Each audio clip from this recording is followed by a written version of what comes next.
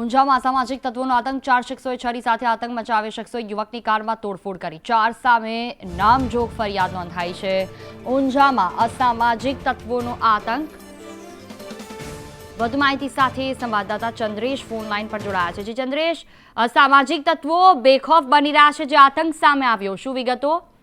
જી ચોક્કસથી આપણે જણાવી દઉં કે ઊંઝામાં અસામાજિક તત્વોનો આતંક વધતો જણાય છે, જેને લઈને ઊંઝાના જૂના બાબીપુરા વિસ્તારમાં રહેતા ધર્મેશભાઈ પટેલના સોસાયટીમાં રાત્રિના સમયે 12 વાગ્યા આસપાસ 4 જેટલા શખ્સોએ તેમની ગાડી સહિતના મકાનોમાં પથ્થર મારી અને આતંક મચાવ્યો હતો, જેને લઈને ઊંઝા પોલીસ મથકમાં આ બાબતે ફરિયાદ ધર્મેશભાઈ નોંધાવી છે.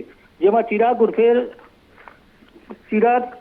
ઉર્ફે રઘો અરવિંદભાઈ ઠાકોર, મિતેશ ઉર્ફે ટેગો ઠાકોર, મેહુલ ઠાકોર, સુનિલ વંજારા સહિતના 4 ઇસમો વિરુદ્ધ ઊંઝા પોલીસ મથકમાં ફરિયાદ નોંધાઈ છે. જી બિલકુલ, તમામ જાણકારી બદલ આભાર.